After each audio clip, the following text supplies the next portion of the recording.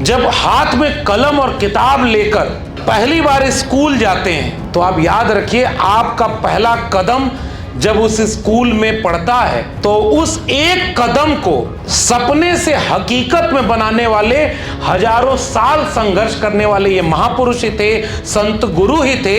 उन्होंने वो रास्ता बनाया जिससे एक बच्चा गांव की दलित बस्ती से, पिछड़े समाज की बस्ती से निकलकर स्कूल में दाखिल होता है। ये वो लोग हैं जो कल लड़े ना होते तो आज हम जैसे लोग यहां खड़े ना होते। सीधी सी बात, क्योंकि उनके लिए ये बड़ी बात नहीं है जिनके पीढ़ी दर पीढ़ी लोग स्कूल जाते थे। जातियों के नाम पर विद्वेष पालते, उन्हें तो छोटे छोटे बच्चे स्कूल में कहते हैं कि हम दलित माँ आंगनबाड़ी के हाथ से रोटी नहीं खाएंगे। इसलिए बच्चों, जहां गंदगी हो सफाई उसी आदमी को करना है जिसके हाथ में झाड़ू है, और समाज की गंदगी को साफ करने के लिए आपके हाथ में कलम है। ये जो आपको मौका मिला ये सबको नहीं मिल पाता, इसलिए इस मौके को पहचानना। और आज से 20 साल पुरानी वीडियो थी। एक गांव है, उसमें कुछ लोग साइकिल से जाते हैं, तो कुछ लोगों का जब घर सामने आता है तो साइकिल से उतर जाते हैं, चप्पल को हाथ में लेते हैं और उनके घर के सामने से गुजर के जब पार हो जाते हैं तब फिर वापस साइकिल पर बैठते हैं और चप्पल पहनते हैं। ये पुराने लोग होंगे, कभी उनसे किस्सा पूछना, उनसे पूछना दादी से, अपनी नानी से, कि तुम कितना संघर्ष किए तब हम यहां पहुंचे। पूछना, अपने घर का किस्सा पूछना, किसके खेत में मजदूरी किए होंगे, किसी फैक्ट्री में काम किए होंगे, कितनी मेहनत किए होंगे, तब आपके ऊपर ये ड्रेस पहना करके स्कूल भेज पाए होंगे, और आज भी कर रहे होंगे। अपने अतीत को भूल मत जाना। जिनकी इतिहास की जड़ें बहुत गहरी नहीं होती ना, उनका वर्तमान भी सुरक्षित नहीं होता और भविष्य भी नहीं बनता। और पढ़ाई सबसे कीमती चीज है, पढ़ाई से बड़ी दौलत दुनिया में। जमीन बनाओगे, कोई आपसे ज्यादा दबंग आएगा, जमीन को छीन लेगा। धन संपत्ति रखोगे, किसी दिन कोई आएगा और चुरा ले जाएगा। शिक्षा एकमात्र ऐसा धन है न जिसे कोई चुरा सकता है और न जिसे कोई छीन सकता है। यह आपका अपना धन है, इसलिए शिक्षा से बड़ी पूंजी इस देश में कोई दूसरी नहीं। जितने माँ बाप हैं, परिवार के अभिभावक हैं, मैं उनसे निवेदन करता हूं। निवेदन इस बात का, लड़का नालायक रहेगा तब भी उसको पढ़ाते रहेंगे, बाहर भेजेंगे, और लड़कियां अगर पढ़ने में सक्षम भी रहें तो भी उसको पढ़ाने में संकोच करते हैं। मैं बार बार कह रहा हूं, ज्योतिबा फूले, अकेले ज्योतिबा फूले नहीं बन पाते अगर उनके साथ सावित्रीबाई फूले ना होती थी। अगर शिक्षा बर्बाद की जाएगी तो नौकरी कोई मांगेगा नहीं, और नौकरी नहीं मांगेगा तो बेरोजगारी बढ़ेगी, बेरोजगारी बढ़ेगी तो जो पूंजीपति है, जो जमींदार है, उसको सस्ता श्रम मिलेगा, और नशा बढ़ेगा तो गांव गांव में नशा फैलेगा। तो नशा वाले आदमी को नशे की लालच देकर के कोई काम करवाया जा सकता है कि नहीं? कि राजा पढ़ा लिखा हो तो शिक्षा मुफ्त करता है, राजा अनपढ़ हो तो कलम और किताब पर 18% जीएसटी लगा देता है। तो संसदीय समिति ने रिपोर्ट दी, और इसलिए नहीं बता रहा हूं कि डर जाना, इसलिए बता रहा हूं कि सजग रहना, जहां जाना है वहां के रास्ते कितने कठिन हैं। 7.5 लाख रुपए में बीए की डिग्री मिल रही है प्राइवेट यूनिवर्सिटी, 3.5 लाख रुपया उसकी हॉस्टल फीस है, 12 लाख रुपया 1 साल का, 4 साल का कोर्स है, 50 लाख रुपया एक बच्चे के एक कोर्स पे 4 साल में खर्च हुआ। हाथ उठा के बताओ अंबेडकर नगर में कितने ऐसे लोग हैं दलित पिछड़े जो अपने बच्चों को वो वाली डिग्री दे पाएंगे? सरकारी स्कूल से पढ़ करके ये लोग यह देश चलाए, और आज तुम कहते हो कि सरकारी स्कूल प्रोडक्टिव नहीं है, बच्चे नहीं जा रहे हैं। क्या इस देश में वो वीडियो आपने नहीं देखी कि जाने के लिए बच्चे को रास्ता नहीं है? कहीं पानी पर तैर कर बच्चे जा रहे हैं, कहीं कीचड़ है, कहीं रास्ता है, कहीं सड़क पर सुरक्षा नहीं है, बहन बेटियां घर से जाती हैं, नजर झुका के जाना पड़ता है। आपने ऐसा समाज बनाया है कि बाहर कोई सुरक्षित नहीं है। आप ऐसी जगह पर जा रहे हो, फीस इतना महंगी है और सीट इतनी कम है। बताओ, धीरे धीरे पढ़ाई से सबका मुंह भंग हो जाएगा कि नहीं हो जाएगा?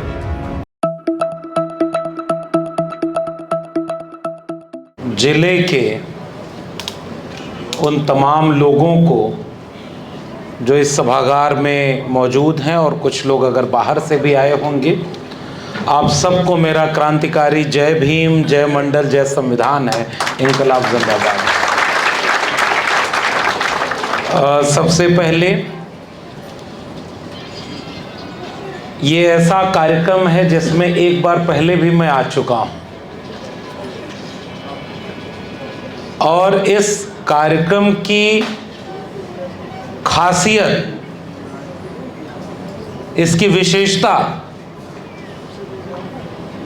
हजारों कार्यक्रम में हम लोग अब तक शामिल होते रहे, लेकिन ऐसे कार्यक्रम बहुत कम मिलते हैं जिसमें बहुजन समाज के मेधावी बच्चों को उनकी प्रतिभा के सम्मान के लिए समारोह आयोजित हो। इसके लिए मैं दोबारा आपके बीच में आया और इसीलिए मैं फिर से, जब संतोष जी का आग्रह हुआ तो इस बात के लिए मैं रोक नहीं पाया। और दूसरी बात कि पूर्वांचल, जो कि मेरा अपना घर ही लगता है, उस बीच में DS4 संगठन, BS4 बहुजन समाज सेवा संगठन, BS3, अच्छा DS4 से जुड़ गया। अच्छा ही है मान्यवर कांशीराम के संघर्षों से जुड़ा। एक समय में उन्होंने, मान्यवर कांशीराम जो हमारे बहुजन समाज के एक ऐसे नायक मसीहा रहे जिन्होंने DS4 संगठन बना करके समाज को जोड़ा, और आज BS3, और इस संगठन के संयोजक, संरक्षक आपके अपने जिले के मौजूदा विधायक, पूर्व सांसद आदरणीय त्रिभुवन दत्त जी, आपका स्नेह और आपका ये कार्यक्रम को लेकर के जो समर्पण है, 2017 से लगातार ये कार्यक्रम इस तरह का हर साल आयोजित हो रहा है, इसके लिए मैं आपको बहुत बधाई देता हूं। लगभग 7-8 साल हो गया, 8वां साल है, 7वां साल है, 8 साल हो गया। हर साल इस पूरे जिले के 10वीं और 12वीं के वे विद्यार्थी जो उस तबके से आते हैं जिन तक शिक्षा पहुंचना देर से शुरू हुई, उनमें भी जो सबसे श्रेष्ठ आए 50-50 विद्यार्थी, संतोष जी ने बताया कि कैसे ये आयोजन होता है, कितने लोग आवेदन करते हैं, उनमें से 200 बच्चों को चुना जाए और 4 कैटेगरी में, अभी यहां देखिए लिखा भी है, प्रतिभाशाली छात्र, इंटरमीडिएट इधर बैठे हुए और हाई स्कूल के उधर बैठे हुए, और मैं खुश हूं कि उसमें लड़कियों की तादाद सबसे ज्यादा है। ये बहुत बड़ी बात है, बहुत अच्छी बात है आपके लिए। जिस समाज में बहुत लंबा संघर्ष करना पड़ा हो कि महिलाओं को भी कलम और किताब हाथ में पकड़नी है, और जिन लोगों की तस्वीरें इस कार्यक्रम में हैं, ये केवल बहुजन प्रतिभा सम्मान आयोजन नहीं है, एक विचारधारा के मानने वाले लोगों का जमावड़ा भी है, जिनके विचारधारा के सबसे पहले नाम तथागत बुद्ध, जिन्होंने दुनिया को प्रज्ञाशील, करुणा, प्रेम का भाव पढ़ाया, मानवता के मूल्य बताए, उन्हें उनके सामने एक प्रकाश ज्योति की तरह उनके विचार आज भी हैं। बाबा साहब डॉक्टर भीमराव अंबेडकर, और आज की बातचीत में हम इन तमाम महापुरुषों का जिक्र भी करेंगे। डॉक्टर राम मनोहर लोहिया, मैं पिछली बार भी मुझे याद था और फिर से मैं दोहराऊं कि इस जिले का नायाब रिश्ता, डॉक्टर राम मनोहर लोहिया का अपना जिला और नाम है अंबेडकर नगर। कितना बढ़िया गठबंधन है और कितना बढ़िया रिश्ता है ये बहुजन विचार का। इन लोगों की केवल फोटो नहीं लगी है, ये वो लोग हैं जो कल लड़े ना होते तो आज हम जैसे लोग यहां खड़े ना होते। सीधी सी बात, उन लोगों ने बंजर जमीन में, गांव के खेत किसानी से परिवार से हम लोग आते हैं, हम लोग जानते हैं, ऊसर बंजर जमीन अगर हो कितना भी उन्नत बीज उसमें आप डालें, फसल नहीं पैदा होगी। फसल उस खेत में पैदा होगी जिसे पहले समतल किया जाए, उर्वर किया जाए, उसमें खाद पानी डाला जाए, उसकी निराई जुताई की जाए, खर पतवार को उसमें से निकाल के बाहर किया जाए और उचित तरीके से उसमें बीजारोपण होगा, ध्यान रखा जाएगा, जंगली पशुओं से बचाया जाएगा, कीड़े मकोड़ों से बचाया जाएगा, जब जरूरत पड़े तो खाद पानी दिया जाएगा, तब फसल पैदा होगी और तब कटेगी और तब उस फसल का इस्तेमाल आप अपने पेट भरने और लोगों के पेट भरने के लिए करेंगे। ऐसे ही समाज होता है। समाज में हर जगह उर्वर चीजें नहीं होती और उस समाज के लोग जब एक छत के नीचे इकट्ठा हैं, जिसे बहुजन समाज कहा गया, तथागत बुद्ध से आया हुआ एक शब्द बहुजन, और आज माननीय कांशीराम ने उसे गांव गांव पहुंचाया और उस बहुजन समाज के बीच से जब नए बच्चे, विद्यार्थी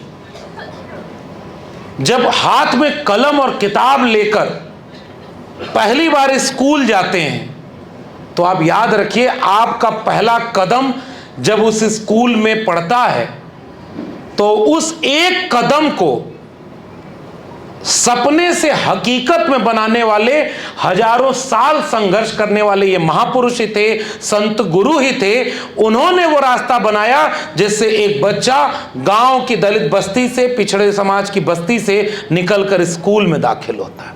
ये बहुत बड़ी बात है, क्योंकि उनके लिए ये बड़ी बात नहीं है जिनके पीढ़ी दर पीढ़ी लोग स्कूल जाते थे, जिनके कई लोग पिताजी, दादाजी, नानाजी भी पढ़े लिखे थे। हमारे दादाजी तो नहीं पढ़ पाए,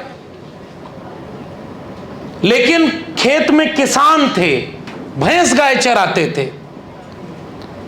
सिपाही की नौकरी अंग्रेजों की सेना में लगी, और पता है किस चीज की? उस समय पुराने लोग जानते होंगे, अब तो पहले क्या होता था, जबरदस्ती भर्ती कराई जाती थी।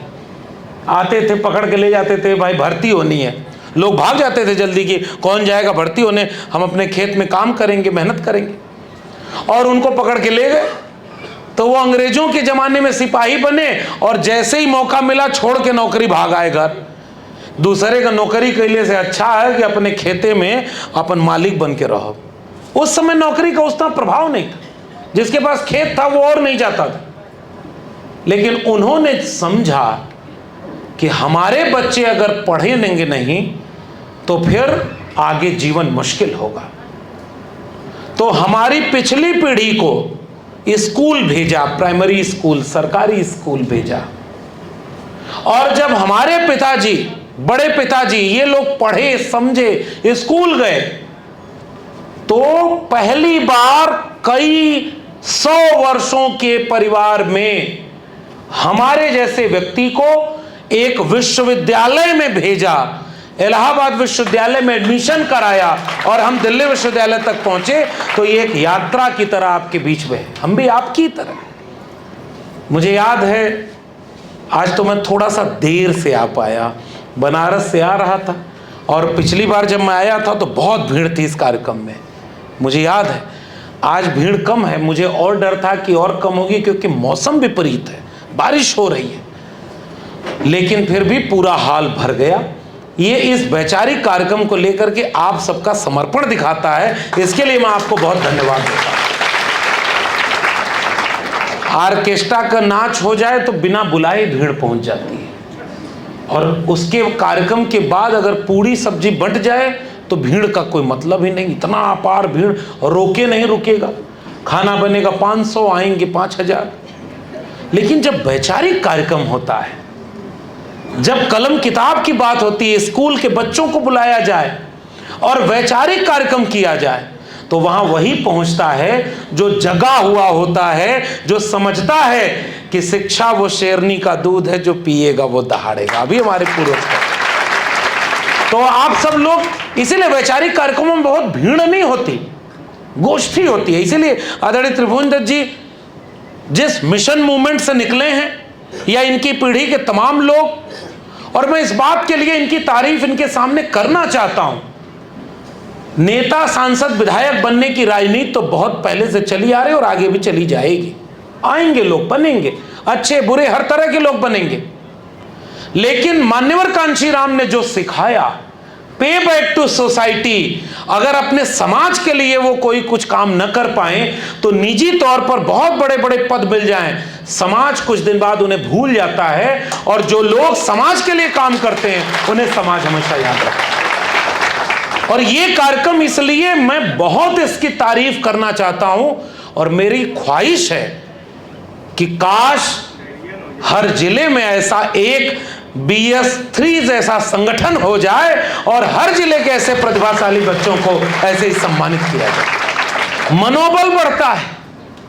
जो बच्चे 10वीं में होंगे या 9वीं में होंगे, वो अभी से अगर इस कार्यक्रम के बारे में जानेंगे तो वो सोचेंगे कि 4 साइकिल ही अगर है तो अगली बार जब क्लास में हम जाएं तो 1 साइकिल पर हमारा नाम भी लिखा होना चाहिए।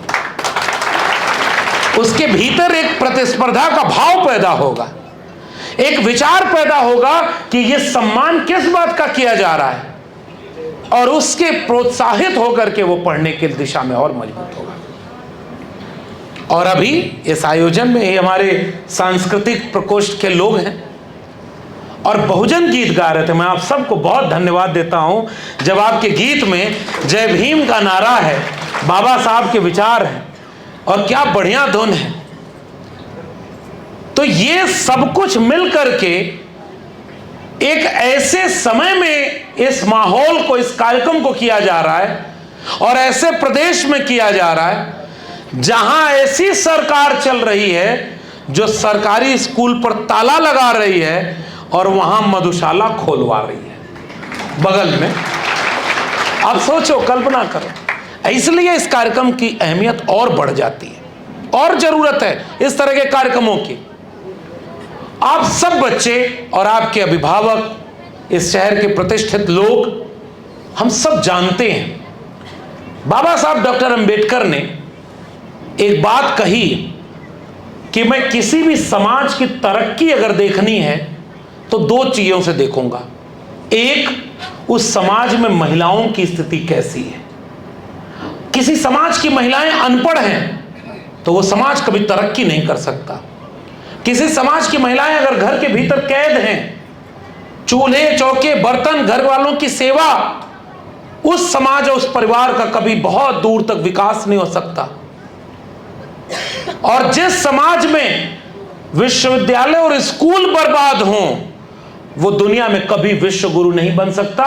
उसको विश्व गुरु बनना है तो शिक्षा सबसे बड़ी चीज है, जिसको घर घर शिक्षा की जो जलानी पड़ेगी, तभी जाकर के वो समाज तरक्की कर पाएगा। इसलिए बाबा साहब डॉक्टर अंबेडकर ने इन दोनों चीजों को एक साथ देखा। और इतनी बच्चियां हैं स्कूल ड्रेस में बैठी हैं, ये इस बात का द्योतक है।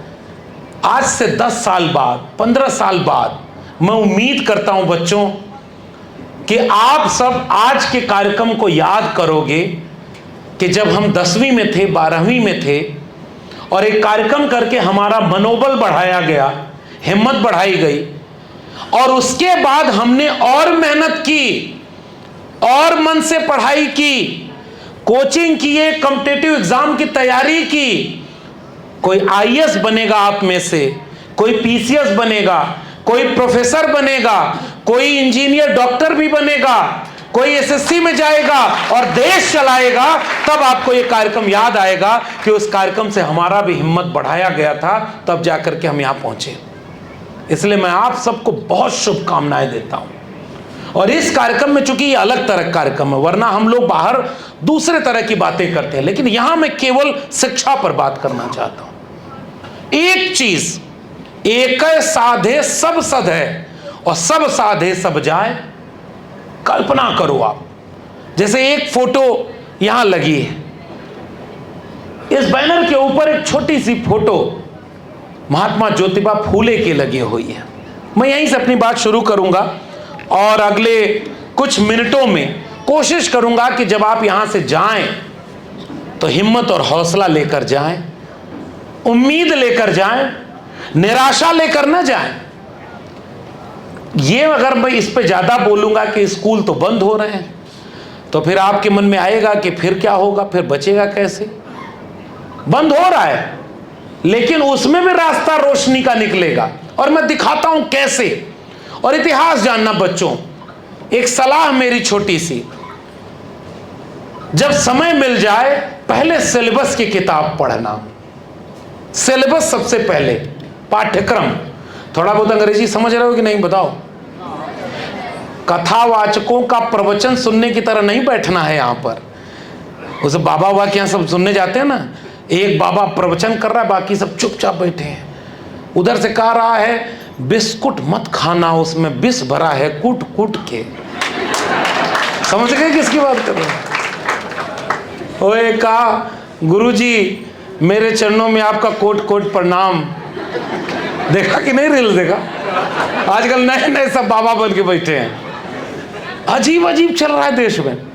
वहां क्या होता है, भक्त बैठते हैं, और भक्त होने की पहली शर्त होती है कि ये काम करना बंद कर दे। हम किसी का अपमान नहीं कर रहे हैं।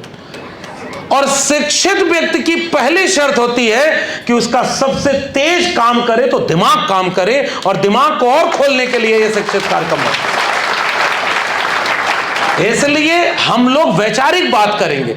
जिसका एक दिमाग काम करना बंद हो गया, जैसे 3 लोगों को कहा जाता है छेड़ा मत करो, पागल को, शेर को, सोते हुए शेर को, और सेना को कहा गया एक जमाने में। कहावत है, पागल को जबरदस्ती छेड़ोगे तो कुछ भी कर सकता है।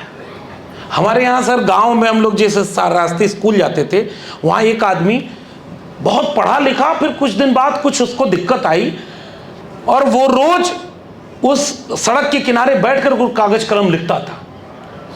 तो कोई जाता था तो पूछता था कि ए फलाने क्या लिख रहे हैं, तो कहते थे हम भारत का संविधान लिख रहे हैं। वो तो पागल था, नया संविधान लिखना चाहता था। आजकल तो कुछ लोग बहुत समझदार बन के बैठे हैं, और वो लोग भी कहते हैं कि इस देश के संविधान को बदलना है और इसे एक धर्म का राष्ट्र बनाना है। ये सबसे बड़ी चुनौती है। हम चाहते हैं कि ये देश किसी धर्म और मजहब को घर में मानिए, आप पूजा करिए, जिसकी करना है करने की, जो करना है करिए, लेकिन ये देश किसी किताब से अगर चलेगा तो उस किताब का नाम है बाबा साहब डॉक्टर अंबेडकर का संविधान, और उसी किताब से ये देश चलेगा। ये बात हम कहना है। संविधान से ऊपर कुछ नहीं है। और जानते हो बच्चों क्यों? क्योंकि जब संविधान नहीं था तब भी देश था, लोग थे, इंसान थे। लेकिन जब संविधान नहीं था तो गांव में खटिया होती थी। अब तो मैं 50-60 किलोमीटर बाद हमारा भी जिला शुरू हो जाता है, तो वहाँ थोड़ी भोजपुरी चलती है, यहाँ थोड़ी अवधि मिली हुई भोजपुरी चलती है ना, लेकिन भोजपुरी समझ तो जाते हो। खटिया समझ गए? खटिया हर गांव में होती थी, लेकिन संविधान नहीं था तो उस खटिये पर बैठने का अधिकार सबको नहीं था। इसी से समझना, मैं पहली बात कहना चाहता हूं बाबा साहब के संविधान की। संविधान नहीं था तो सबको पढ़ने का अधिकार नहीं था। उनकी किताबों में लिखा था कि जो लोग पैर से पैदा हो गए, अब आपको यह सुन के आश्चर्य लगेगा कि पैर से कोई कैसे पैदा हो सकता है। उनके किताब में कोई मुख से पैदा हो रहा है, कोई पैर से पैदा हो रहा है। अब देश के प्रधानमंत्री जब विदेश जाते हैं तो मैं कभी कभी सोचता हूं, जब अमेरिका में जाते हैं तो कहते हैं कि मैं उस देश से आया हूं जिसने दुनिया को युद्ध नहीं दिया, बुद्ध दिया है। तो अमेरिका में तो बुद्ध काम आते हैं, बुद्ध की याद आती है, क्योंकि बुद्ध ने तो दुनिया को मानवता दिया है, इसलिए आपको बुद्ध का सहारा लेना पड़ता है। और भारत में लौटते हो तो उन लोगों के साथ काम करते हो जो बुद्ध के खिलाफ युद्ध छेड़े हुए हैं, उनके विचारों के खिलाफ काम करते हो। कैसे? इसको हम बताते हैं। तो जो किताबों में लिख दिया कि सबको शिक्षा नहीं मिलेगी, अगर आप महिला हैं तो आपको पढ़ने का अधिकार नहीं है, अगर आप शूद्र हैं तो आपको पढ़ने का अधिकार नहीं है, अगर आप गरीब हैं, किसान हैं, मजदूर हैं, आपको शिक्षा पाने का अधिकार नहीं है। गुरुकुल की शिक्षा होती थी और उसमें कौन जाता है, आप समझदार को इशारा काफी है, बचा कौन। तो संविधान नहीं था तब भी शिक्षा मिलती थी, लेकिन सबको नहीं मिलती थी। संविधान नहीं था तो सड़क बनाने वाला सड़क पे चल नहीं सकता था। कभी अगर मौका मिले, मैंने अभी सर 20 दिन पहले, शायद मुझे याद है 20 दिन भी नहीं हुआ, 10 दिन हुआ है, 15 अगस्त के दिन मैंने अपने YouTube चैनल पर एक वीडियो बनाई है 20 मिनट की। और बच्चों आपके लिए बताता हूँ, बहुत सारी बातें बड़ों के लिए है, लेकिन आज मैं बड़ों के लिए बोल ही नहीं रहा हूँ, आज केवल बच्चों से बात करेंगे। उसमें खोजना, आप कभी मौका मिले, आगे आप और पढ़ोगे तब। पहली बात हमने इसीलिए कही है, जब तक 10th 12th और आगे की पढ़ाई पूरी ना हो जाए तब तक इधर उधर की बात कम देखना है, कम सुनना है। सबसे पहले पढ़ाई करके, अपने पैरों पर खड़े होकर के, अपने इलाके में अपने माता पिता का नाम रोशन करते हुए अपने समाज को आगे ले जाने के लिए एक बड़े पद के पहुंचना आपकी जिम्मेदारी। क्योंकि याद रखना बच्चों, ये जो ड्रेस आप पहने हो ना, आपकी उम्र के हर बच्ची को ये ड्रेस नहीं मिला है। बताओ, आप दिल पे हाथ रख करके, क्या सबको मिला है? क्या सारे आपके मोहल्ले के, आपके गांव के, आपके जिले के बच्चियां स्कूल जा पाती हैं? बहुत कम लोग ऐसे हैं जिनके घर वाले सक्षम हैं, वो स्कूल आपको भेज पाते हैं। बहुत सारी बच्चियां कम उम्र में शादी ब्याह दी जाती हैं क्योंकि घर में पैसे नहीं पढ़ाने के लिए। अगर पढ़ने गए तो उन स्कूलों में गए जहां मास्टर नहीं है, स्कूल में पढ़ाई का माहौल नहीं है। लेकिन होता क्या है, जब हमारा पेट भरा होता है तो हमें लगता है कि नहीं, ऐसा तो नहीं है, सब अच्छे से नहीं। ये जो आपको मौका मिला ये सबको नहीं मिल पाता, इसलिए इस मौके को पहचानना और बस एक इतिहास की तरह इसको कुछ कुछ चीजें बाहर से देखते रहना। उस वीडियो में मैंने देखा, अचानक मेरे 2025 में मैं देख रहा हूं और आज से 20 साल पुरानी वीडियो थी। एक गांव है, उसमें कुछ लोग साइकिल से जाते हैं, तो कुछ लोगों का जब घर सामने आता है तो साइकिल से उतर जाते हैं, चप्पल को हाथ में लेते हैं और उनके घर के सामने से गुजर के जब पार हो जाते हैं तब फिर वापस साइकिल पर बैठते हैं और चप्पल पहनते हैं। ये पुराने लोग होंगे, कभी उनसे किस्सा पूछना। अब तो बदला है समय, कैसे बदला वही बताना चाहता हूं। संविधान नहीं था तो एक रास्ते पर सब नहीं चल सकते थे। बाबा साहब डॉक्टर भीमराव अंबेडकर एक ऐसा नायक, एक ऐसा मसीहा, मैं तो पूरे भारत में घूम करके जिस एक व्यक्ति को सबसे ज्यादा याद करता हूं, उनका नाम है बाबा साहब डॉक्टर भीमराव अंबेडकर, क्योंकि उनके संघर्षों से हम सबको बहुत कुछ मिला है। आप कल्पना करिए क्यों याद करता हूं। डॉक्टर अंबेडकर जब स्कूल गए, बच्चों गौर से सुनना, आपके साथ नहीं हुआ है, इसलिए नहीं हुआ क्योंकि उसके पहले ही किसी के साथ यह घटना हो चुकी थी, और जब उसके साथ हुई तो उसने ऐसा भारत बनाने का सपना देखा कि फिर किसी बच्चे के साथ ऐसी घटना ना हो। जैसे मैं एक घटना छोटी सी याद दिलाऊं सर, मेरे बड़े पिताजी एक बार एक किस्सा सुनाते थे कि पता है, एक समय हम लोगों के घर में इतनी गरीबी थी कि एक शाम रात में खाना खाने के लिए घर में आटा तक नहीं था कि रोटी बना के दूध से खा लें, दूध भी नहीं था। आलू पड़ा हुआ था, आलू को उबाले और उस आलू को हम परिवार के लोग आधा आधा तोड़ तोड़ करके खाए। उस रात मुझे पूरी रात नींद नहीं आई, ये सोचता रहा कि कैसे मैं इस संघर्ष को, अपने जीवन को इतना सार्थक करूं कि ऐसी कोई रात हमारे परिवार के ऊपर ना आए कि उसे केवल आलू खा के गुजारा करना पड़े। और फिर उन्होंने इतना कुछ किया, मेहनत किया कि हमें इलाहाबाद यूनिवर्सिटी में पढ़ाया। और जब मैं इलाहाबाद यूनिवर्सिटी पढ़ता था तो हम लोग भी बहुत बहुत कम संसाधनों में पढ़े। 2 सेट कपड़ा हुआ करता था, एक धुलते थे, दूसरा पहन के क्लास जाते थे, घर से लेके गए थे। अगर 1000 रुपए पूरे महीने का खर्चा है तो 500-600 तो किराए में निकल जाता था, और बाकी बचा बचा के 1-1 रुपया रोज खाना अपने से बनाना, खाना। और एक मिशन होता था कि इस यूनिवर्सिटी में हमको पहली बार पढ़ने का मौका मिला तो इस यूनिवर्सिटी से कुछ बड़ा करना है। और याद रखना बच्चों, 4 साल 5 साल की मेहनत के बाद एक दिन आया, मेरे पिताजी ने कहा था कि उनके किसी अधिकारी का बच्चा यूनिवर्सिटी टॉप कर गया।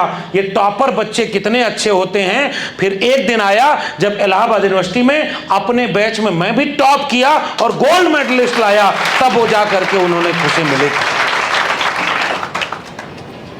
एक व्यक्ति ने संघर्ष किया तो हमको आगे पहुंचाया, फिर हमारी जिम्मेदारी है कि उस संघर्ष को हम आगे पहुंचाएं, दोबारा आलू खाने वाली नौबत ना आए। बाबा साहब डॉक्टर भीमराव अंबेडकर, पिताजी सूबेदार सेना में थे, तो स्कूल में तो एडमिशन मिल गया, लेकिन पता तो सबको चल जाता था कि इनकी जाति कौन सी है। और पता है डॉक्टर अंबेडकर ने किताब लिखी है, वेटिंग फॉर अ वीजा, अभी हाल ही में प्रकाशित हुई।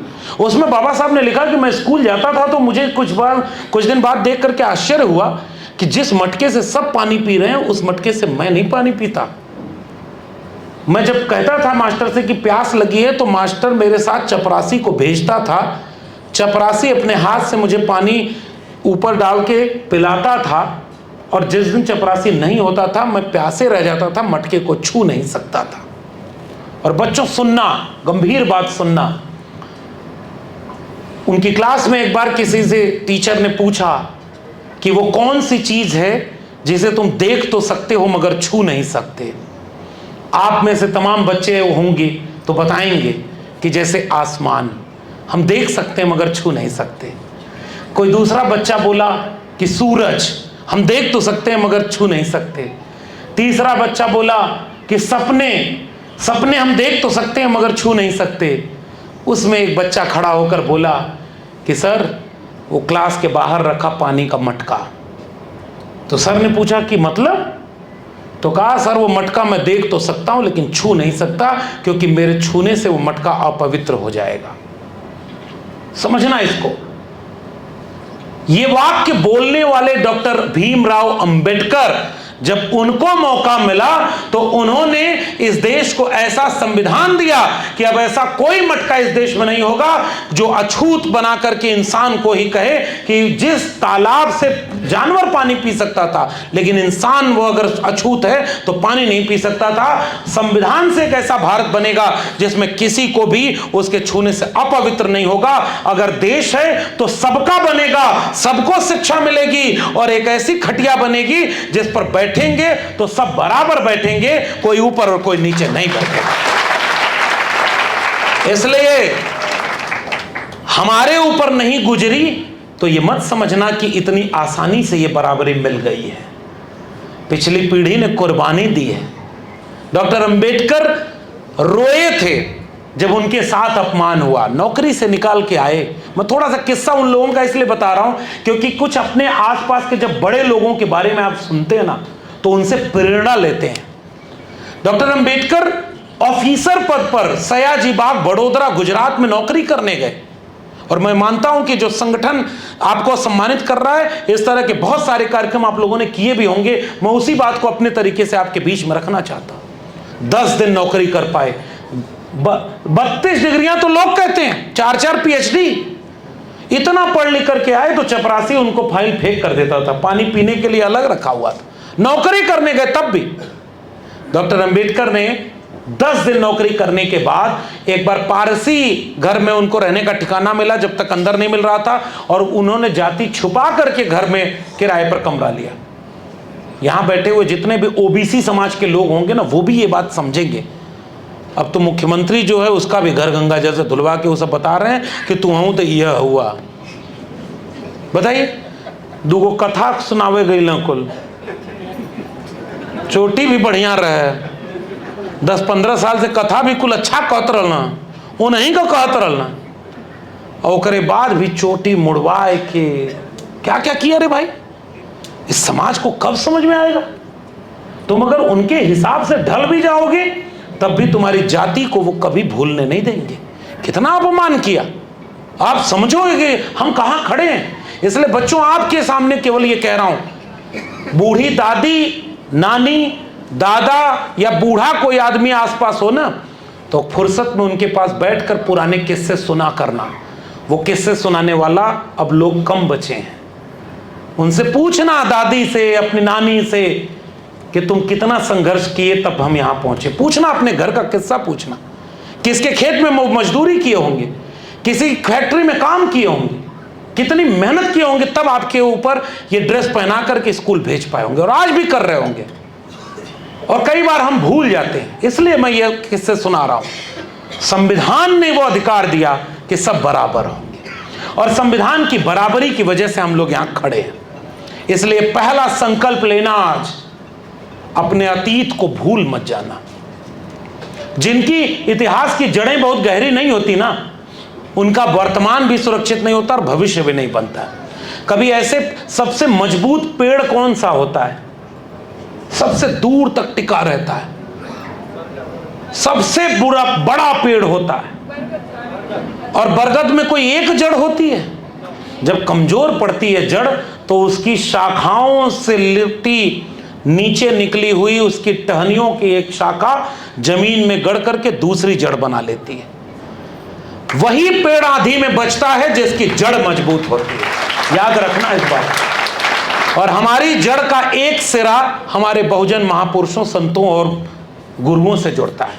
संत कबीर से जुड़ता है, रैदास से जुड़ता है। मोको कहां ढूंढे रे बंदे, मैं तो तेरे पास में। इसलिए अपनी जड़ों को पहचानना, जब मौका मिले, जब और बड़े होना, तो पहला काम करना सिलेबस पढ़ना ताकि अच्छी नौकरी पाओ। ये फोकस पहला काम। और जब सिलेबस पढ़ने से थक जाना तो कोई ऐसी किताब उठाना कि इन संतों, गुरुओं, महापुरुषों की जीवनी पढ़ना। मैं तो संतोष जी से पूछ रहा था कि किताबों का स्टॉल लगा कि नहीं, लेकिन खैर इतना विपरीत मौसम, मैं चाहूंगा कि ऐसे कार्यक्रम हो तो सारे संतों, गुरुओं, महापुरुषों की जीवनी किताबें पतली पतली आसान बच्चों के बीच में जाएं, ताकि वो पढ़ें कि हमारे संत, गुरु, महापुरुष कैसे हुए। किताबें पढ़ना। 10 रुपया बचे जेब में तो पिज्जा बर्गर का कोई फायदा नहीं होता, और नहीं तो तबीयत खराब होती है। चाउमीन खाने से जीभ खराब, पेट खराब। एक अच्छी किताब खाओ पियो जो मन करे, लेकिन एक किताब ऐसी जरूर खरीदना जो जीवन में बदलाव लाए, जीवन में बदलाव लाए। और इन महापुरुषों की जीवनी, संत, दूसरे एक महापुरुष की बात कहता हूं, स्कूल की अहमियत समझना। महात्मा ज्योतिबा फूले महाराष्ट्र के पुणे में रहते थे और उनकी पत्नी पढ़ी लिखी नहीं थी। वो भी पढ़ने गए तो उनको भी स्कूल से निकलवा दिया। उन्होंने कहा कि हमारे समाज के अछूत बच्चे और बच्चियों को, लड़कियों को शिक्षा देने के लिए कोई स्कूल ही नहीं है। और कब की बात है? 1848। ज्यादा पुरानी बात नहीं, पुराने हमारे वरिष्ठ लोग जो मंच पे हैं सब जानते हैं। और उन तमाम महापुरुषों को, चूंकि आपने तस्वीर इतनी अच्छी लगाई है, मैं आयोजकों को बधाई देता हूं कि दक्षिण भारत के उन तमाम लोगों को उत्तर भारत ले आने वाले हमारे मान्यवर कांशीराम जैसे लोग, जिन्होंने ज्योतिबा फूले जैसे लोगों को घर घर पहुंचाया। और आज हर व्यक्ति ज्योतिबा फूले को याद करता है। एक फिल्म बनी है अभी फूले नाम से, देखा है कि नहीं? आप फिल्म देखते हो? नहीं देखना चाहिए। हमारे पिताजी जब पहली बार हम चोरी से गए, BA पढ़ते थे तब, तो फिल्म देखने गए तो हमारे बड़े पिताजी डंडा लेकर दौड़ा लिए कि दोबारा अगर गए तो हम तुमको बताते हैं। और हमारे पिताजी थोड़ा दूसरे मिजाज के थे। उन्होंने कहा कि देखो, सिनेमा बुरा नहीं होता, लेकिन क्या देख रहे हो? जैसे खाना, हर खाना बुरा नहीं है, लेकिन कौन सा खाना किस मात्रा में कितना खा रहे हो, इससे तय होगा कि आपका वो शरीर पर असर क्या करेगा। महात्मा फूले पर एक फिल्म बनी है, उसका नाम ही है फूले। कभी मौका मिले तो देखना कि स्कूल खोलने के लिए, कि पहली बार उसमें बच्चियां पढ़ें, पहली बार उसमें अछूत बच्चे पढ़ें।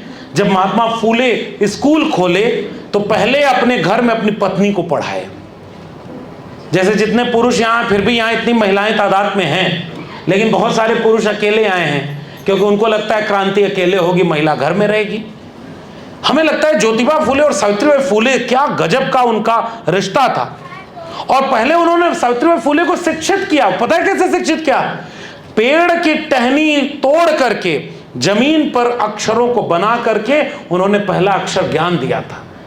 क्योंकि उनके जो स्कूल खोले जा रहे थे उनमें पढ़ाने के लिए जल्दी कोई तैयार नहीं हो रहा था। तो शिक्षिका बन के कौन गया? सावित्रीबाई फूले। उनके साथ कौन गया? माता फातिमा शेख और एक दो दोस्त जो मित्र थे ज्योतिबा फूले के। घर से निकाल दिया पिता ने स्कूल खोलने के लिए। जब सावित्रीबाई फूले स्कूल में पढ़ाने जाती थी तो मैला फेंका जाता था, कचरा फेंका जाता था। पता है क्यों? क्योंकि अगर ये सारे पढ़ लेंगे तो ये समझदार हो जाएंगे, जागरूक हो जाएंगे, फिर गुलाम कैसे बने रहेंगे। इसलिए पढ़ने से रोको।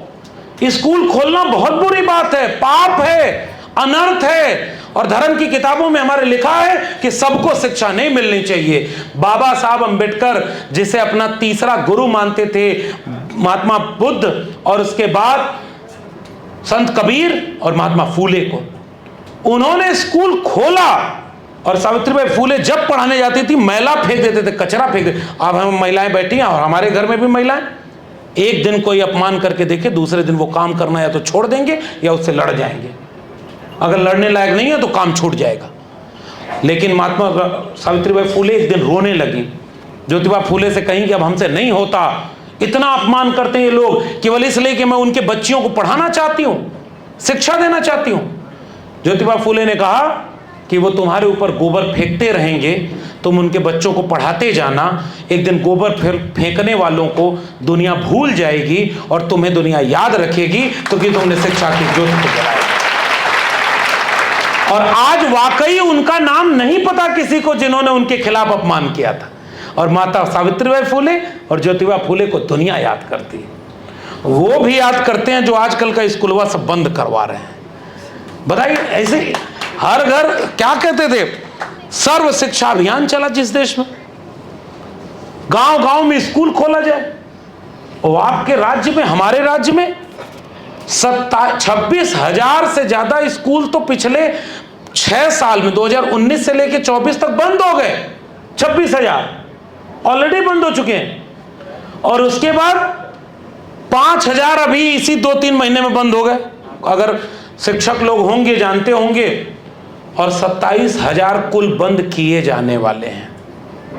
तो घर घर स्कूल गांव गांव खोलना था, और जो खुला हुआ है स्कूल वहां कहते हैं कि बच्चे नहीं है इसलिए स्कूल बंद कर दो, क्योंकि पढ़ेगा इंडिया तो आगे बढ़ेगा इंडिया। नारा लगाना आसान होता है, लेकिन हकीकत क्या होती है पता है?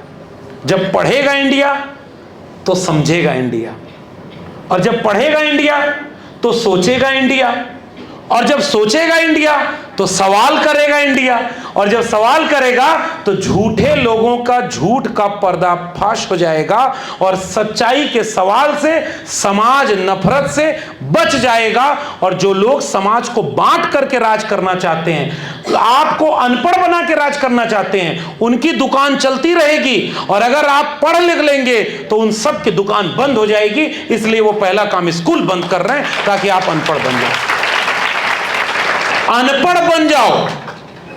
पहले हमारे ये सांस्कृतिक लोग जो गीत गा रहे थे, केवल मौज मस्ती के लिए नहीं, हमारे यहाँ भोजपुरी में गाना था सर। आज केवल शिक्षा पर बोल रहा हूं मैं। नून रोटी खा के भले जिंदगी बीतैया, अपने न पढ़ला मगर बचवन के पढ़ैया। अब सोचिएगा कितना गजब का गीत लोकगीत में गाते थे लोग, कि नून रोटी खा के भले जिंदगी बीतैया, अपने न पढ़ला मगर बचवन के पढ़ैया। पढ़ लिख के ही केहू बनल महान बा, और पढ़ा लिखा भैया कलमिये में जान बा। ये होता था। जगह जमीन बेच करके लोग सोचते थे कि आप 2 बच्चे जिसके पढ़ने चले जाएं, घर में माँ बाप एक कपड़ा कम खरीदते हैं अगर वो पढ़ाई की कीमत जानते हैं तो। हम लोग जब इलाहाबाद पढ़ने गए और कभी कभी लौट के आते थे तो बारिश में 4 कमरे का मकान 4 जगह से टपकता था, क्योंकि एक बार पैसा जुटा तो दीवार खड़ी होती थी, फिर काम रुक जाता था, फिर पैसा जुटा तो छत लगती थी, फिर काम रुक जाता था, फिर पैसा जुटा तो सफैया होती थी, फिर जब हम लोग बारिश में आते थे तो छत टपकती थी। घर वालों को बोलते थे कि घर बनवा दो, तो घर वाले कहते थे 2 में से एक ही काम होगा, या तो तुम्हारी पढ़ाई हो या घर बन जाए। हमने वैसे पढ़ाई की है। घर वालों ने कितनी कुर्बानी दी कई बार हम भी नहीं समझ पाते बच्चों। और जो माँ बाप ये कुर्बानी नहीं दे पा रहे उनकी अगली पीढ़ी गुलाम पैदा हो रही है। जो पढ़ लिख रहे हैं, अब ये अलग सवाल है कि जो पढ़ रहे हैं सबको नौकरी मिल रही है क्या, लेकिन जो नहीं पढ़ रहे हैं उनको मिल रही है क्या? तो मिलेगी किसको? जो पढ़ा लिखा होगा, और पढ़ लिख करके नौकरी पाने की संभावना। लेकिन कई बार हमें पता ही नहीं चलता कि हमारी पिछली पीढ़ी के लोगों ने कितनी कुर्बानी दे करके हमें पढ़ाया लिखाया। मैं दिल्ली विश्वविद्यालय में 14 साल प्रोफेसर रहा। हमने बहुत मेहनत से इलाहाबाद यूनिवर्सिटी में पढ़ाई की, दिल्ली यूनिवर्सिटी में पढ़ाई की।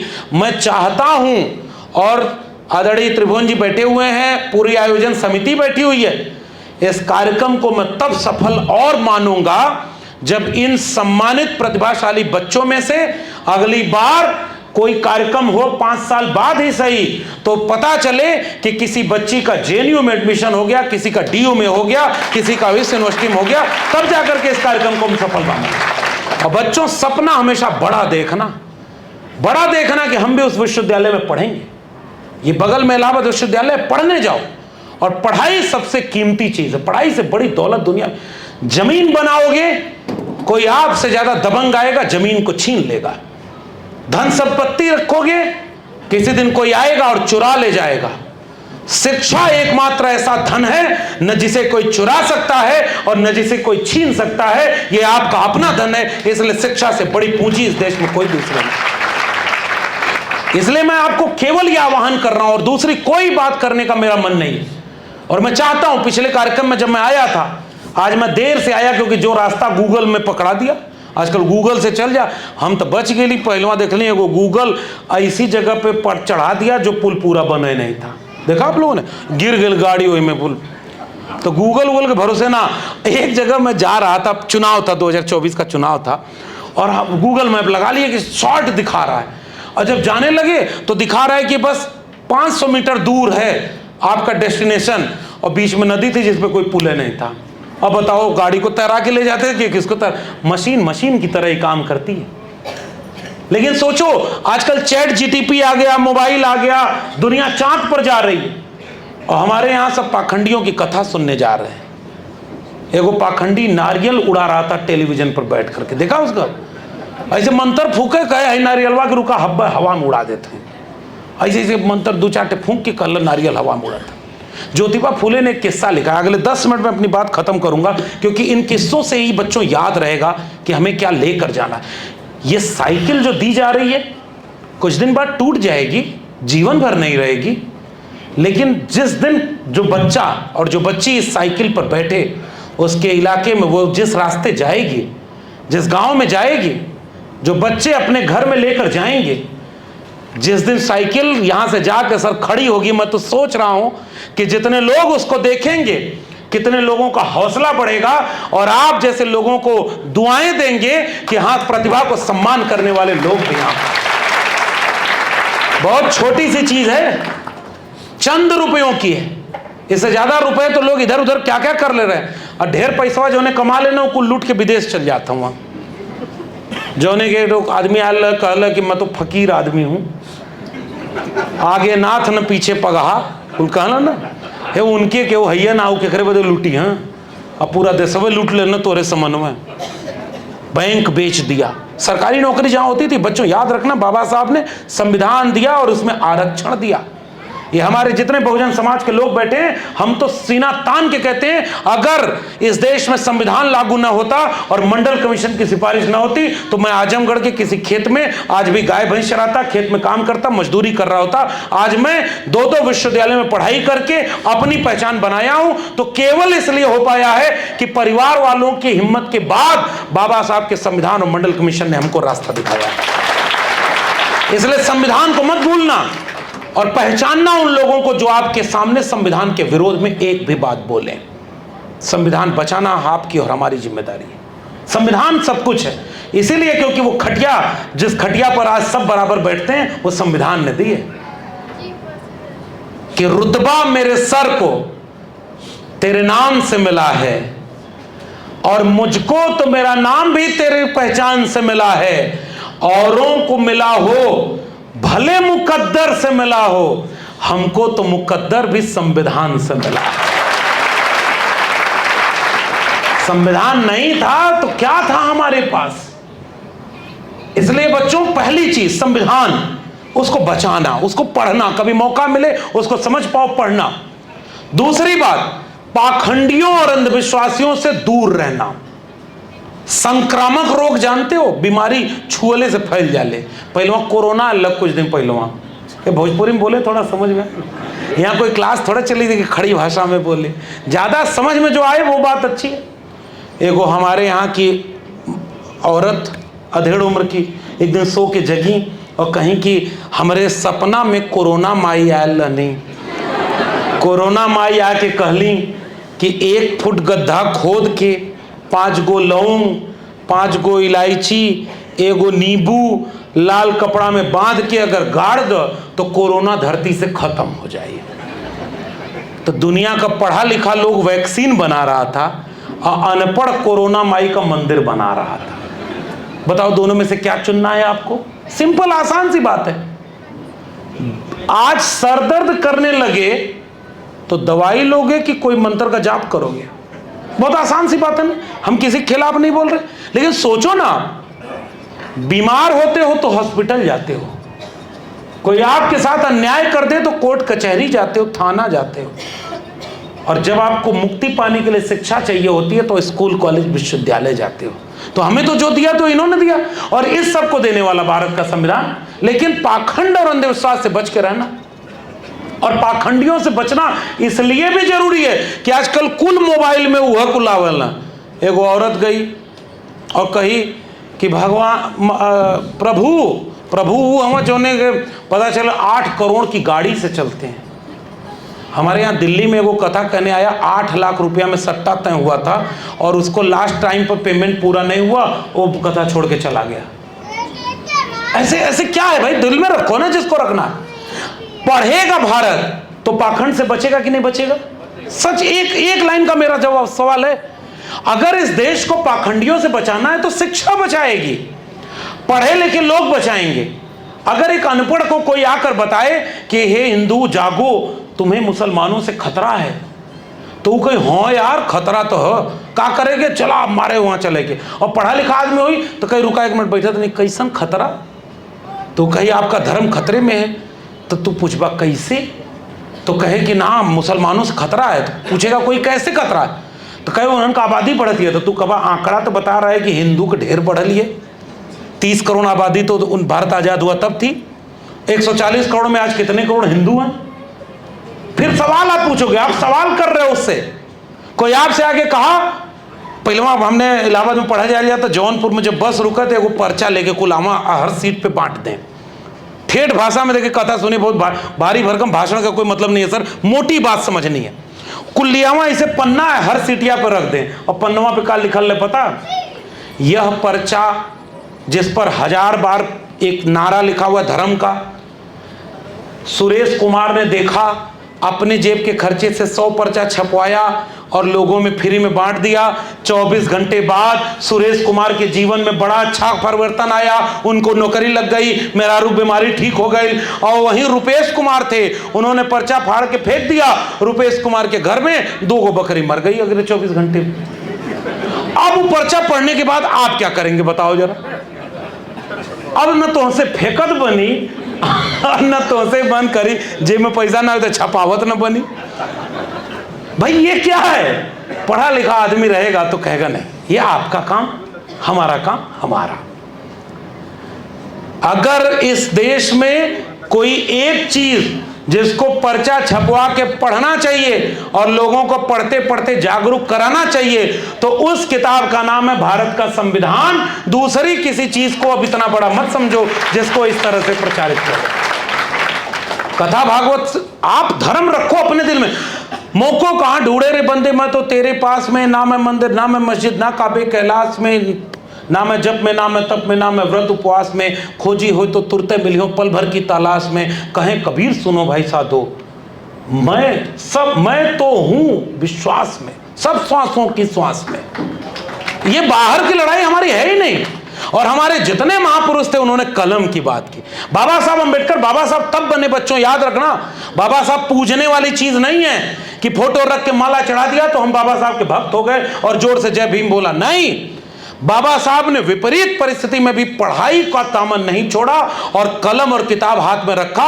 और जब भारत का संविधान बना तो उस संविधान समिति की प्रारूप समिति के अध्यक्ष बाबा साहब इसलिए नहीं बने कि उनके पीछे बहुत जनता खड़ी थी, इसलिए बने क्योंकि उनसे ज्यादा पढ़ा लिखा उस समय दूसरा कोई था ही नहीं, इसलिए बाबा साहब वहां पर पहुंचे। तो पढ़ाई ही हमें वहां तक ले जाएगी। पढ़ाई से ही कोई ज्योतिबा फूले बना, पढ़ाई से ही कोई डॉक्टर राम मनोहर लोहिया बना, और पढ़ाई से ही कोई कबीर बना। कबीर की पढ़ाई अलग थी, मसी कागज छुयो नहीं कलम गयो नहीं हाथ, लेकिन कबीर का ज्ञान की पढ़ाई थी। माटी का एक नाग बना के पूजे लोग लुगाया, और जिंदा नाग जब घर में निकले ले लाठी दौड़ाया। इतनी आसान सी बात कबीर साहब ने एक लाइन में लिख दी। तो बचना है इससे। शिक्षा, शिक्षा जागरूक करेगी, शिक्षा अंधविश्वास पाखंड से बचाएगी, शिक्षा आपको चेतनशील करेगी। और शिक्षा होगी, और उसमें भी जितने माँ बाप हैं, परिवार के अभिभावक हैं, मैं उनसे निवेदन करता हूं, निवेदन इस बात का, लड़का नालायक रहेगा तब भी उसको पढ़ाते रहेंगे, बाहर भेजेंगे, और लड़कियां अगर पढ़ने में सक्षम भी रहें तो भी उसको पढ़ाने में संकोच करते हैं। इस मैसेज को गांव-गांव पहुंचाइए। और जैसे ये BS3 के कार्यक्रम में इतनी लड़कियां हैं, मैं यहीं से बात शुरू किया था और यहीं खत्म कर रहा हूं कि जिस दिन एक महिला शिक्षित जब हो जाती है तो वो एक साथ नहीं, एक परिवार नहीं, दो परिवार नहीं, आने वाली कई पीढ़ियों को परिवर्तन के लिए बदल देती है। इसलिए महिलाओं को शिक्षा दिलाना सबसे जरूरी है। और लड़कियों जितनी हो, पढ़ाई करने के लिए चाहे जो कुर्बानी दो, पीछे नहीं हटना। घर वालों से लड़ जाना कि हम पढ़ेंगे, अपने पैर पर खड़े होंगे, अपने सपने को पूरा करेंगे, उसके बाद हम ऐसा कोई निर्णय लेंगे जो हमारे जीवन से जुड़ा हुआ हो। यह निर्णय क्यों हम आरोपित कर देते हैं हम घर की महिलाओं पर और पुरुषों पर नहीं कर पाते? बाबा साहब अम्बेडकर, हमारे जितने महापुरुष हैं, मैं बार बार कह रहा हूं, ज्योतिबा फूले, अकेले ज्योतिबा फूले नहीं बन पाते अगर उनके साथ सावित्रीबाई फूले ना होती तो शिक्षा ये सबसे जरूरी चीज है। अब आखिर में बात को खत्म करेंगे। जाते जाते हर तरह से दो ही चीज हमने आपको समझाई, कलम, किताब। मानवर कांशीराम जब अपने भाषण में जाते थे, आदरणीय त्रिभुवन दत्त जी बैठे हुए हैं, ये लोग उसी पाठशाला के निकले हुए लोग हैं। गांव गांव घूमे होंगे सर, अब तो मैं पुरानी पीढ़ी के लोगों से मिलता हूं, कितनी मेहनत की लोगों को जगाने में, कितना सम्मान से उनको आगे बढ़ाने का काम किया। पता है, मानवर कांशीराम एक कलम लेकर चलते थे और कलम लेकर कहते थे कि कलम का नीचे वाला हिस्सा 85% और ऊपर 15%। तो हमारे यहां जितने लोगों का नाम लिखा है ना, सब शिक्षा से यहां पहुंचे हैं और कुछ लोग आपका हक और अधिकार छीन रहे हैं। डॉक्टर राम मनोहर लोहिया नारा लगाते थे, सन सोपा ने बांधी गांठ, पिछड़ा पावे 100 में 60, राजपाट है किसके हाथ, अंग्रेजी और ऊंची जात का क्या पहचान, गिट पिट बोले करे न काम, और छोटी जात का क्या पहचान, करे काम और सहे अपमान। अंग्रेज यहां से चले, उस जमाने का नारा था, जिसमें समता की चाह नहीं वह बढ़िया इंसान नहीं, समता बिना समाज नहीं, बिन समाज जनराज नहीं, जो जमीन को जोते बोए वो जमीन का मालिक होए, राष्ट्रपति का बेटा हो या चपरासी की हो संतान, टाटा बिरला गरीब का बेटा, सबको शिक्षा एक समान। शिक्षा पर जो खर्चा हो, शिक्षा पर जो खर्चा हो, बजट का 10वां हिस्सा हो। सबको शिक्षा सबको काम, वरना होगी नींद हराम, और सबको शिक्षा दे न सके जो, वो सरकार निकम्मी है, और जो सरकार निकम्मी है वो सरकार। और यही लड़ाई, जो सरकार स्कूल बंद कर रही हो, बाकी सब भूल जाना, वो आपके बच्चों का भविष्य बर्बाद कर रही। और जरा हाथ उठा के बताओ कि दारू का ठेका खोल जाने से कौन सा समाज तरक्की कर रहा है, और कौन सा घर ऐसा है जिसमें आसपास रिश्तेदारी मिला लो तो कोई नशा करने वाला नहीं। पता है, जब बच्चों को शिक्षा नहीं मिलती है तो अपराध बढ़ता है, अपराध बढ़ेगा, चोरी छीन। आजकल साइबर क्राइम आ गया है। कौन चोरी कर रहा है साइबर क्राइम का? पढ़ा लिखा आदमी चोरी करता है, उसको तो कुछ नहीं पता।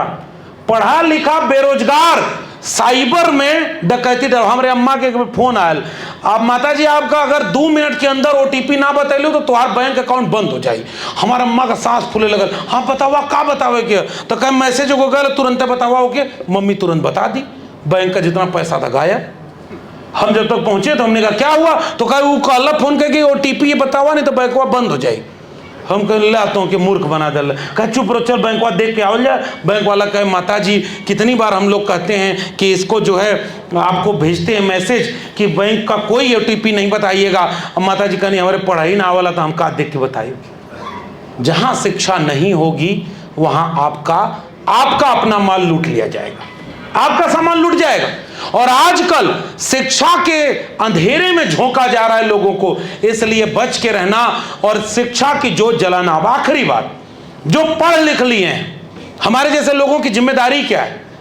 हमने तो किताब लिख करके बाकायदे सर नौकरी से निकाला, वो तो एक वैचारिक लड़ाई थी, वो एक अलग लड़ाई है, लेकिन हम चाहते तो हम भी गुलामों की तरह नौकरी कर ही लेते। हमने अपनी किताब में लिखा है कि मेरे लहजे में जी हजूर न था और कोई मेरा कसूर न था। एक ही कसूर था कि उनकी हाँ में हाँ नहीं मिला, इतने बस था। मैंने अपनी किताब में लिखा है, शिक्षा, अगर शिक्षा बर्बाद की जाएगी तो नौकरी कोई मांगेगा नहीं, और नौकरी नहीं मांगेगा तो बेरोजगारी बढ़ेगी, बेरोजगारी बढ़ेगी तो जो पूंजीपति है, जो जमींदार है, उसको सस्ता श्रम मिलेगा, और नशा बढ़ेगा तो गांव गांव में नशा फैलेगा, तो नशा वाले आदमी को नशे की लालच देकर के कोई काम करवाया जा सकता है कि नहीं? इसलिए मैंने अपनी किताब में लिखा कि बजट घटाया जा रहा है शिक्षा का। यह आखिरी बात और बहुत महत्वपूर्ण बात, पढ़ा लिखा आदमी जब नेता बनता है, आदरणीय त्रिभुवन दत्त जी जिस पार्टी में हैं उसकी बात करें, पढ़ा लिखा आदमी जब नेता बनता है तो लैपटॉप बांटता है, और जिसकी डिग्री फर्जी हो वो अगर सबसे बड़ी कुर्सी पर बैठ जाए तो मुफ्त में 5 किलो अनाज देता है, वो भी कहता है कि हम अपने मामा घर से ले आए हैं, जबकि है अनाज इसी देश का, यहीं के लोगों को पैदा किया हो। पढ़ा लिखा आदमी जब कुर्सी पर बैठता है तो शिक्षा को मुफ्त करता है। समाजवादियों का नारा होता था, रोटी कपड़ा सस्ती हो और दवा पढ़ाई मुफ्ती हो। और पढ़ाई पर कितना खर्चा आ गया, अब ये बच्चे कम समझेंगे, लेकिन इसको बाद में अगर अब तुम्हें याद रहेगा तो सुनना, और जो वरिष्ठ लोग हैं इसको आखिरी आंकड़ा देकर के मैं अपनी बात खत्म करने जा रहा हूं। परसों नरसों 3-4 दिन पहले भारत के संसद की संसदीय समिति ने एजुकेशन पे एक रिपोर्ट तैयार की। उस रिपोर्ट पर आज ही मैं एक वीडियो मेरे YouTube चैनल पर आएगी, और मैंने अपनी किताब प्रोफेसर की डायरी में ये बात लिखी है। और मैं ये बात लिखा था कि मेरे आजमगढ़ के सारे सरकारी स्कूल जब बर्बाद हो रहे थे तो महंगे महंगे प्राइवेट स्कूल खुल रहे थे, और जिनके गांव में हमारे 80-90% घरों के बच्चे जिनको पढ़ने का ड्रेस पूरा नहीं था, वो वहां से सरकारी स्कूल में जाते थे, और 2-4% लोग जो अच्छे घर के थे, पैसा था, उनके लिए वैन आती थी, स्कूल बस आती थी, अच्छा ड्रेस पहनकर उनका बच्चा प्राइवेट स्कूल में जा रहा है, और गरीब कमजोर का बच्चा सरकारी स्कूल में जा रहा था। दोनों बच्चे 12वीं पास करके एक कंपटीशन में बैठेंगे तो एक बच्चा जिसको मास्टर नहीं था वो कंपटीशन पास करेगा कि जिसको अच्छी पढ़ाई मिली वो पास करेगा?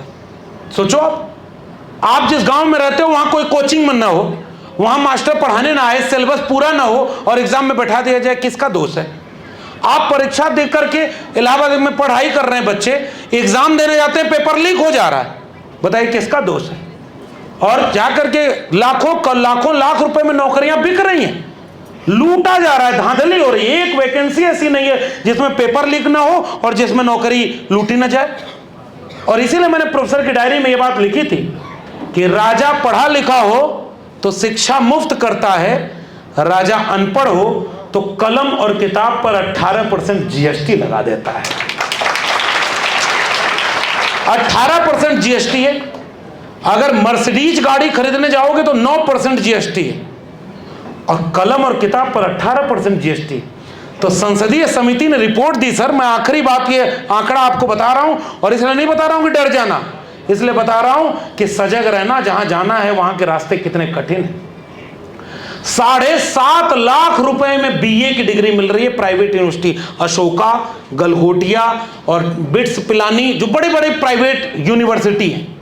7.5 लाख रुपया 1 साल की फीस है, 3.5 लाख रुपया उसकी हॉस्टल फीस है, 12 लाख रुपया 1 साल का, 4 साल का कोर्स है, 50 लाख रुपया एक बच्चे के एक कोर्स पे 4 साल में खर्च हुआ।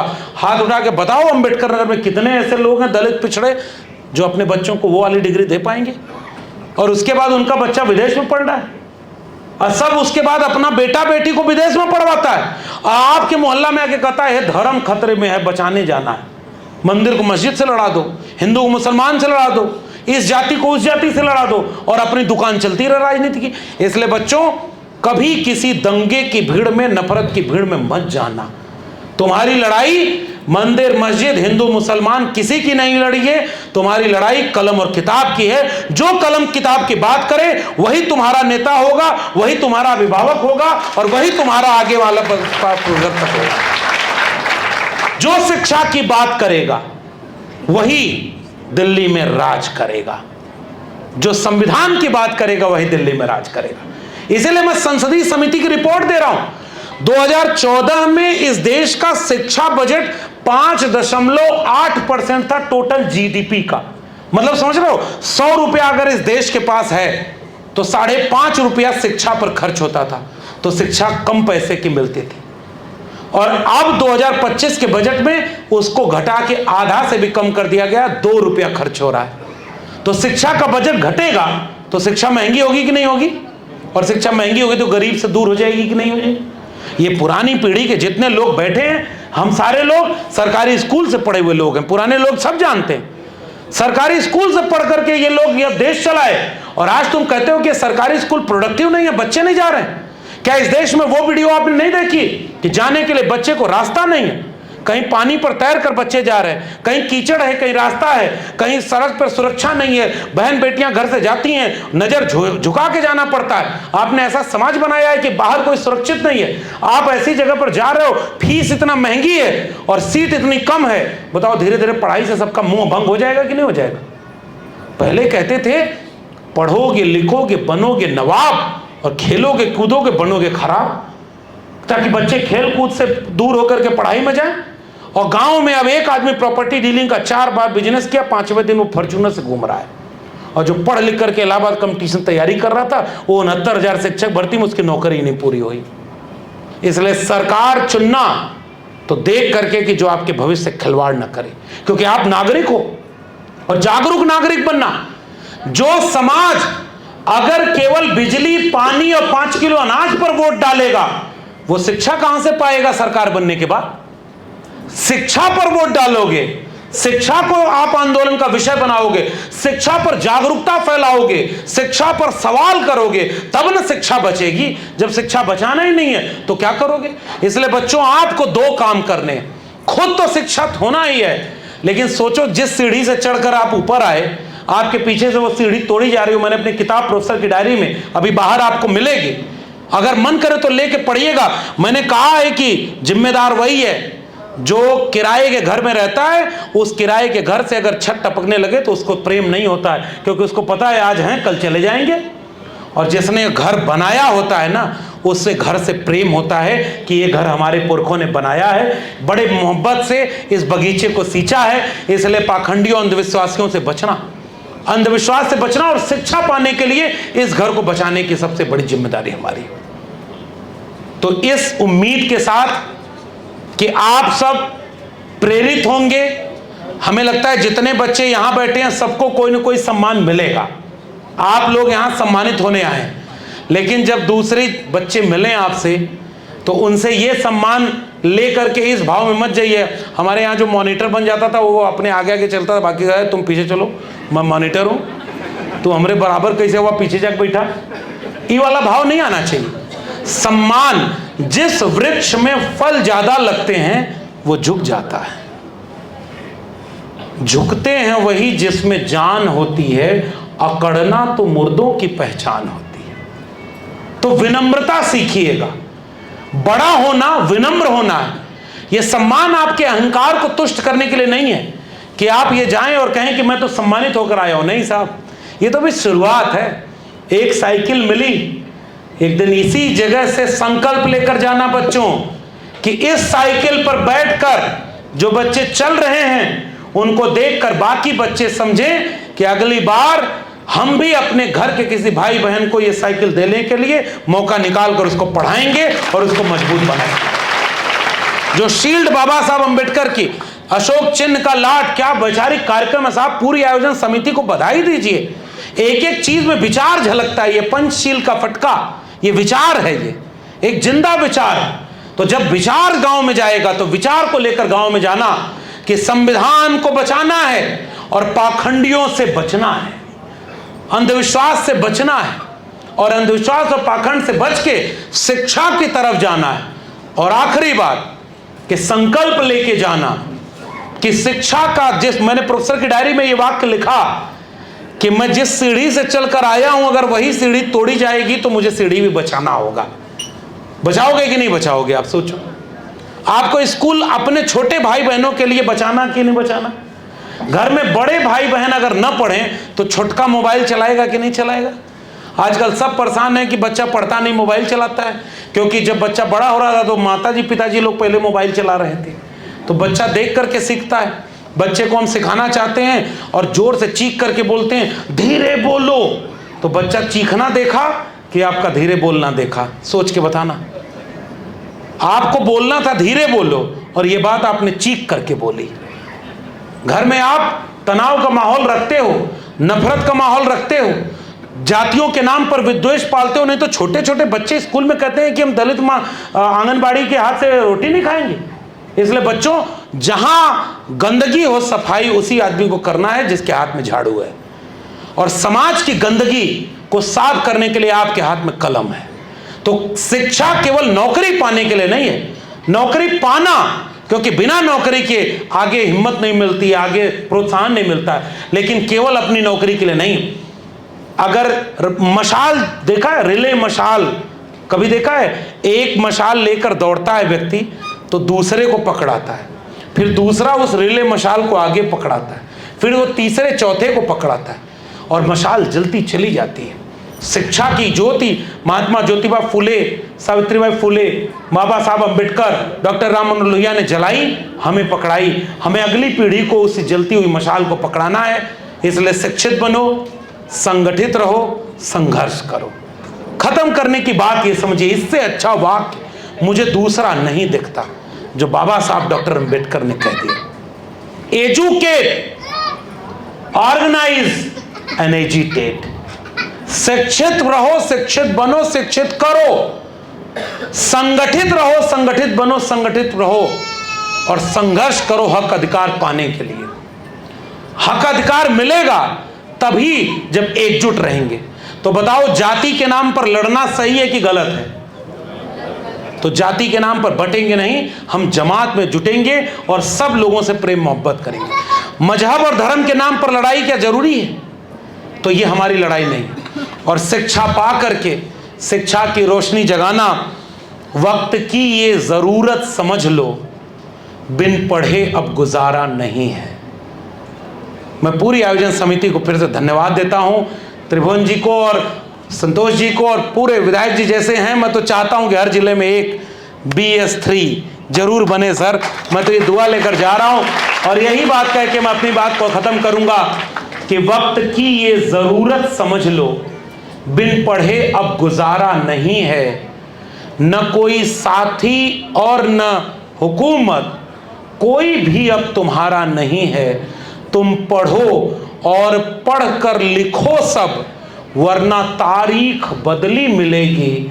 अब कलम और कागज से बेहतर दूसरा कोई चारा नहीं है। बहुत बहुत धन्यवाद।